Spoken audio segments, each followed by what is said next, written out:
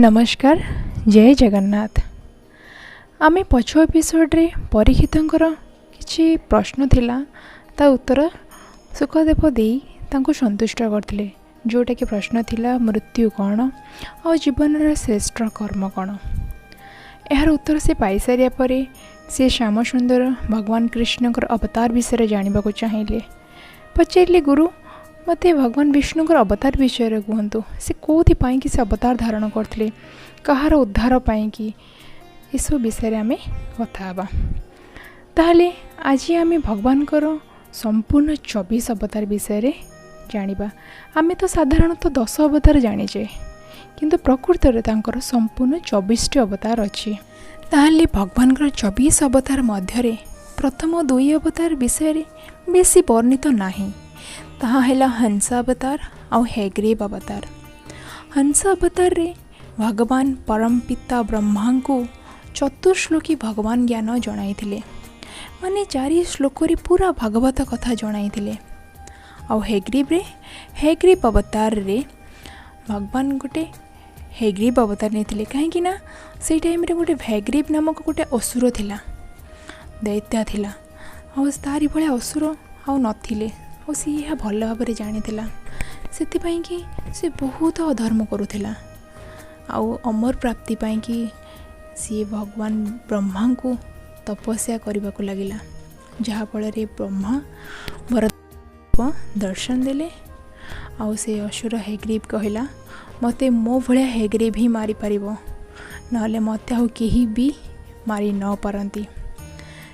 से निजे जानी ता भलिया हैग्रीव ही नाहंती, तो देखा गले सी अमर ही है। ब्रह्मा कहले तथास्तु।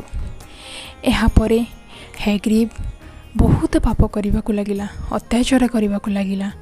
परे भगवान कृष्ण हैग्रीव अवतार रे से आसंती आउ से दैत्य को संहार करती। ताले यही 2 अवतार विषय बेसी कह जाए नहीं।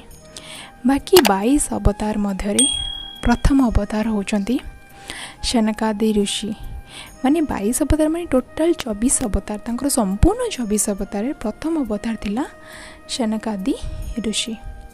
शनकादि ऋषि होचंती से होचंती ब्रह्मांकर 4 मानस पुत्र। एही 4 बालक हैला शनक, सनातन, सनंदन, सनत कुमार। एमाने सब बेले 5 वर्षर होइके थांती, हेले यांकर बुद्धि सर्वश्रेष्ठ थाए, महाज्ञानी मध्य ये गणा जाती।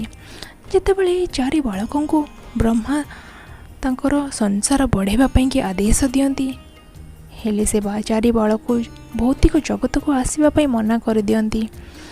आउ सबु बेले 5 वर्ष ही रहिबाकू तांको इच्छा प्रकाश करती। सबु बेले विष्णुଙ୍କର उपासना तांकर भजन कीर्तन करने को लगती। ये 4 भाई ब्रह्मांड रे विचरण करी 4 वेदर ज्ञान को सी अध्ययन करथिले। एही सनकादि माने प्रथमे ब्रह्म ज्ञान भगवान विष्णुकर हंस अवतार ठारू प्राप्त करथिले। आ सर्वप्रथमे एही वेद ज्ञान उपनिषद तांकर शिष्य नारद को देइथिले। एही 4 बालक 4 वेद ठारू भिन्न नुहंती। 4 वेदर प्रतिरूप कहले चलिबो।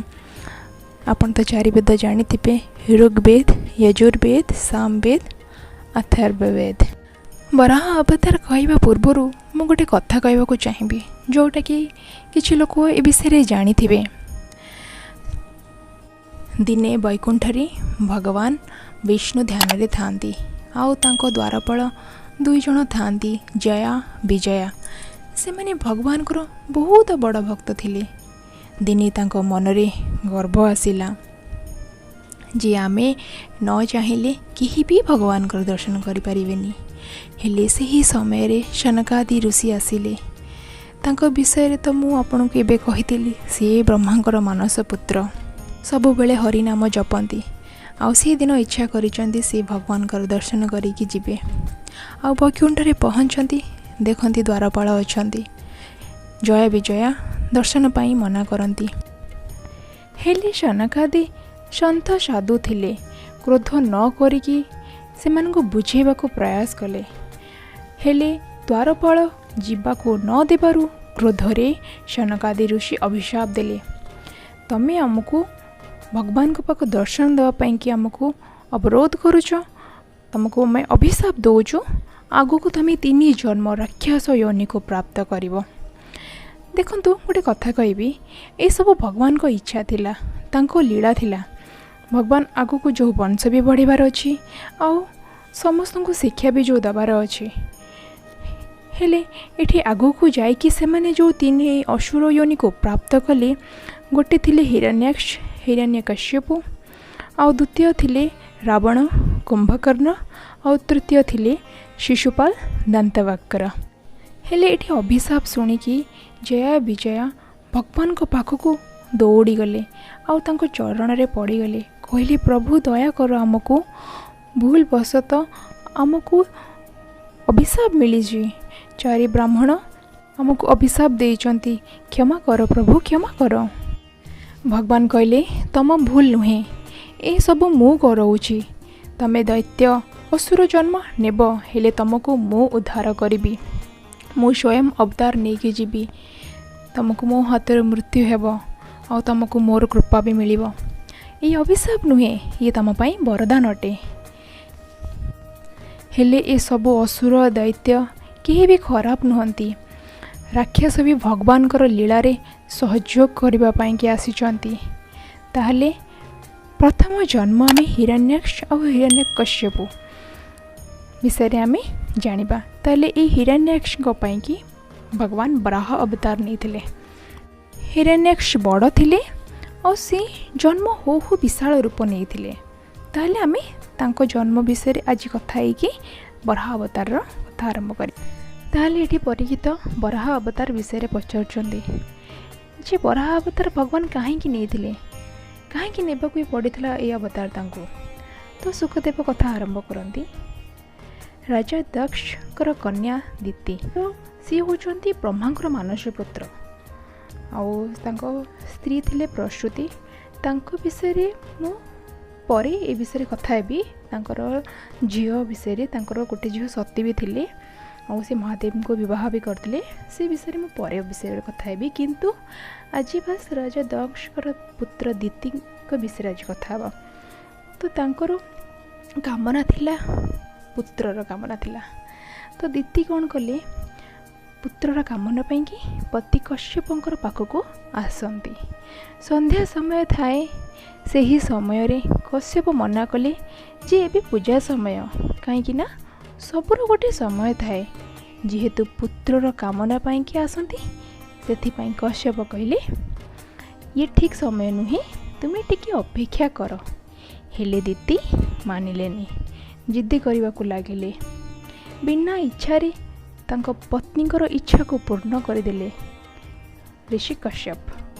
यापर ऋषि महर्षि स्नान करके आसती और ध्यान रे लगी जाती। दिति भाविले स्वामी बोधे रागी जाइछंती, सेथिपई तांको मनेया पई तांको पाखकू गले। जाइकी कहती, स्वामी मु तो तुम भल पाई कली, तुमर तेजस्वी पुत्र हेब, वंश आगको बढ़िब। कश्यप कहले नहीं, खराब समय रे करिथिबा कर्म खराब ही हुए। आमर पुत्र हब, हेले दुईटी जाँला पुत्र हेब, महादुष्ट हेबे, बड़ बड़ असुर मानक मध्यरे तांको नाम नियाजिब।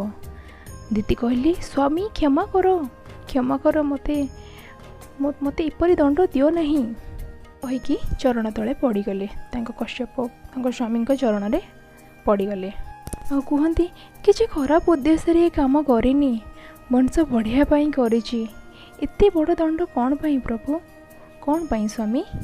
यह कहीकि दिति कांदिबाकू लागिले। यापर कश्यप कहले हेले आमर जो दुईटा पुत्र हेबे दुष्ट सेना हेबे, किंतु तांको पुत्र माने आम नाती जे हेबो सी भगवानकर प्रिय हेबो। से छोट बालक बड़ बड़ भक्त मानक मध्यरे नियाजिब। आ से छोट बालक आउ केही नहंती, प्रहलाद। यापर समय स्रोतरे दिति गर्भवती हेले तांकर गर्भरु जाँला पुत्रटी मध्य जन्म हैला, जेपरिक मु कहिथिली हिरण्याक्ष हिरण्यकश्यप। और से पुत्र दुईटा साधारण नथिले सेथिपई गर्भरू से 100 वर्ष रही आ जन्म हो हो विशाल रूप धारण करथिले। हिरण्यक्ष बड़ थिले आ हिरण्यकश्यप सान थिले। हिरण्यक्ष को समस्ते डरिबा को लागिले कहीं से विशाल रूप नहीं कि जन्म नहीं आउ समस्त सहित युद्ध करने लगी आ समस्त परास्त करुले से कहीं भी सहित युद्ध करने को बाहर नथिले। शेष हिरण्यक्ष एक समुद्रर विशाल रूप को देखती आउ युद्ध पाई आह्वान करती कहती मो सहित युद्ध कर जदि तू हारी जीवु ताले तू मोर हबु। हेले समुद्र कहला मते क्षमा करंतु मु युद्ध करि परिबिनी मो तले पृथ्वी अच्छी आकु नापाई किए ना किए आसबे ता सहित युद्ध करिवो। आ समुद्र भल भाव जानती पृथ्वी को नापाई भगवान विष्णु अवतार नहीं कि आसबे से यह कहीकि समुद्र रहिले। हेले हिरण्यक्ष कौन कले पृथ्वी पाखे जाइए बसिले अपेक्षा कले जी भी शक्तिशाली मानव हो दानव हो असुर हो भगवान हो जी भी आसो मु ता सहित युद्ध करके परास्त करके मु मोर करदेवी समुद्र पृथ्वी को मोर करदेवी। यापर सेपटे ब्रह्मा सृष्टिर रचना पाई कि तपस्या करती हेले तांको रचनारू लोक माने प्रकट हो गले। हेले तांको रखिबे भी कोठी लोक माने रखिबा तो लोक माने रहिबा तो जगह दरकार। तो पृथ्वी सर्वश्रेष्ठ थिला सर्वश्रेष्ठ जगह पृथ्वी थिला सेथिपई ब्रह्मा कौन कले भगवान विष्णु को ध्यान करने को लगिले तपस्या करने को लगिले। किछि वर्ष पर ठाकुर माने विष्णु भगवान ब्रह्मांकर नासिकारू छोट बराह अवतार नहीं कि आसवा को लगती आउ सीधा समुद्र तल को जाती पृथ्वी को आनिबा पई कि। हिरण्यक्ष कहे हिरण्यक्ष तो सेठी बसी थाए पृथ्वी पाखे। हिरण्यक्ष कहे जदि नब ताले मो सह युद्ध करने को पड़ो। यापर ठाकुर माने भगवान विष्णु बराह अवतारी विष्णु और हिरण्यक्ष मध्य युद्ध है। हिरण्यक्ष बद्ध करिकी बराह अवतारी भगवान पृथ्वी को ऊपर को आणती। यह थिला भगवान विष्णुଙ୍କର लीला। आजिर कथा एतिकी रखुची। नेक्स्ट एपिसोड रे भगवान तृतीय और चतुर्थ अवतार विषय में वर्णना करी। तृतीय अवतार थिला नारद अवतार और चतुर्थ अवतार थिला नर नारायण अवतार। रोची नमस्कार।